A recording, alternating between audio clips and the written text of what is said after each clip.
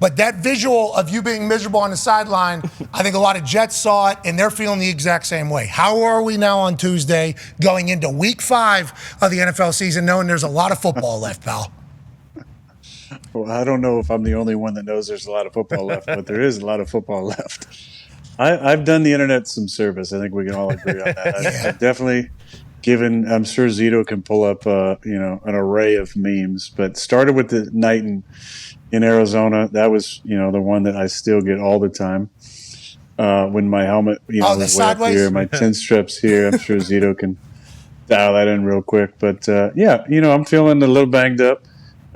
Took some shots, knees a little swollen, but just kind of wear and tear week 4.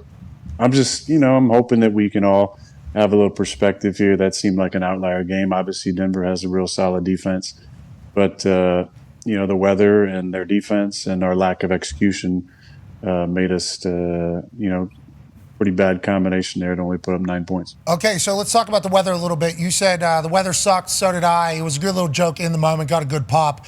They talked about it being torrential downpour. With the cameras these days, though, it's tough. Well, it's supposed to be 60 and cloudy. That's what the weather report was all week. And it was bad, right? I mean, you both look like crap. I mean, that was both offenses. That was a tough game to watch. But can you explain the weather? Yeah, can you explain the weather a little bit more for us? It's classic New York weather. In Green Bay we had the cold, and you just start to embrace it. You got a bunch of kids from all over the country, living in Green Bay or some of the surrounding towns, Hobart, where what is their slogan in Hobart? Where greatness is growing. I think what it is. Hell yeah. That's where I lived the last few years. But a lot of kids from all over the country that you come together and you embrace. Guys from Centerville, Ohio. You just embrace the weather there, and I think we need to do the same thing when it's crappy weather like that. We got to embrace that and make it our own advantage, because we know, there's so many games you play in the cold in Green Bay. Teams start to quit there in the third quarter or fourth quarter. They just like, man, I'm sick of this cold. I'm sick of this snow, this chilly wind or whatever it is. And it became a big advantage for us where we could put teams away early in some of those bad weather situations. So we got to embrace that.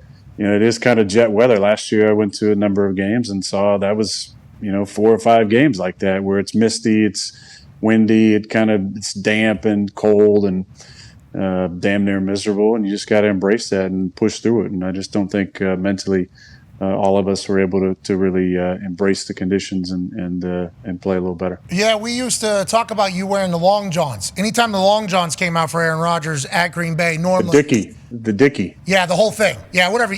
Dickie, long john, whatever you want to call. You know what we're talking about. The waffle, the hunting waffle cloth is showing underneath the jersey. It's like, okay, Aaron thinks it's very cold today, but this means Packers in a good spot. That is advantage for you. And I think one of our first Aaron Rodgers Tuesdays, whenever the weather started to turn, you're like, it's all in your mindset. Like for us, our belief is Lambeau, the frozen tundra, is a weapon for us. Like other people don't want to play in that, or they think it's like a movie. For us, it's an advantage. Whenever we play in it, we want to make it that way. Hearing you say the same thing about the Jets and MetLife is pretty cool, actually. I didn't even think about kind of tying those two together, but just shitty, dreary, rainy, windy, chilly that should be our advantage, not everybody else's. I love that mindset. Go ahead, AJ.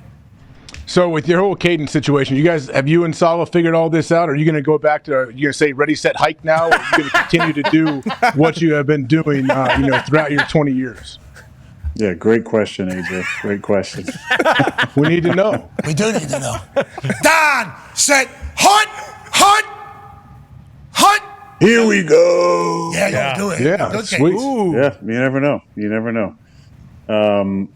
I think the question may have been posed in a way that might not have been exactly what was said. But listen, I've used my cadence my entire career. I didn't make it up. I stole it from the legend who was in front of me. I changed the numbers around a little bit maybe, but added some additional types of cadences to it and continued to. Even when Matt came, we added some cans and dummy Oscars and real Oscars and different things and quick counts. And so you're always adjusting that. Everything that we do in the game, we do in practice. And that's why I said after the game that it felt like I used the word outlier, maybe a better word is anomaly. It was one of those games where, we just jumped off sides 5 times. And before that, we had 1 false start in 3 games. And nobody complained about the cadence. 1 of those was at home, but 2 of those are on the road. And we're using various silent cadences. We don't just go on 1 every time. It's been an advantage for us. We threw a touchdown week 1 on an offsides on a silent count. So it needs to be a weapon. In order for it to be a weapon, we got to stay on sides. So I think in those situations, and I don't know why Robert would get any, or even Hackett. I mean, nobody deserves any crap for that except for the players. We gotta make sure that we're staying on sides. And I don't think it's an issue. It hasn't been an issue in practice. It's again another talking point for outside the building. Obviously, it hurt us in some situations, so we got to be better. But cadence is the cadence. It's the cadence. You and Salah are good though. Big hugs. We did big hug. Because we saw on the sideline fist bump, not a hug that one time, and then immediately. I mean, I guess like 6 days later, we saw in one Jets drive you guys hugging at the top of the ramp. That probably could have been a piece of content that could have been put out a little bit earlier, maybe to dispel the entire hug conversation. We're not making their content over there or marketing that whole thing, but the whole cadence thing, I assume you two had to talk about that because it got loud. I mean, it got very loud. People just continue to point this happened immediately after the game where the push to the chest thing happened. This is part of the learning process. You realize, and there's various different hugs if you kept showing that clip. There's guys, there's Rudy. Rudy's a close hugger. There's Tony. Tony likes to say something before he hugs. Cap, you just shake his hand. Don't hug him. He's not a big hugger. Quincy, he's a big hugger. Loves hugging. So you learn the relationships with each person. And as you saw, I'm a fast learner. So I pushed Salah on the field. Realized after the game, he's a hugger, but he's a tapper. He gives you 3 taps, that's enough. And we all know people like that. So it's you live and you learn, and you got to adjust on the fly. And I feel like I did a pretty good job at that. When I thought he was a 2-hand push guy, like a push. Then I realized no, he actually wants a hug, but not a long hug and not a close hug. Okay, it's hips out or to the side, and it's 3 taps and then off. Where Rudy.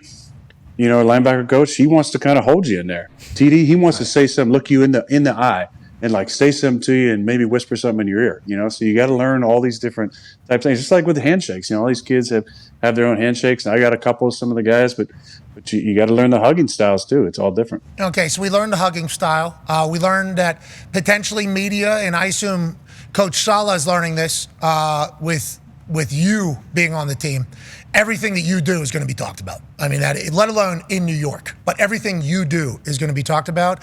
I assume Coach Salah expected that, understood that, but it's at a different level. We've got a chance to experience it the last 5 years. We appreciate you for these Tuesdays. Hell yeah. We appreciate these Tuesdays, obviously. 2 times MVP in those entire thing. Nonetheless, maybe another one this year, we shall see. But you and Coach Salah's relationship, every day learning more and more about each other and understanding how it could be perceived outside the building, or do you guys not even let that even affect how you interact with each other, the shit that's happening outside? We have some stuff planned at some point, the real maybe demonstrative embrace. But again, I got to know he's a 3-tapper guy. Okay. So I have 3 taps to get in whatever type of affection I need to show him. No, you know what? There's always going to be messaging and narratives out there, and you have 2 choices. You can ride the wave, really a roller coaster, or you can say, fuck it, I don't care. And I'm the latter. I don't get into what the conversation is going on outside the building around myself, the relationships that I have. The most important ones are looking a guy in the eye in the locker room or in the meeting room and knowing, he's got your back, you get his back. Rob and I have a great relationship. We have since day one when I got here. We have text message conversations, threads that we're in, conversations about a number of different topics outside of football. We got a good friendship. Yeah, he was interested in Egypt for sure.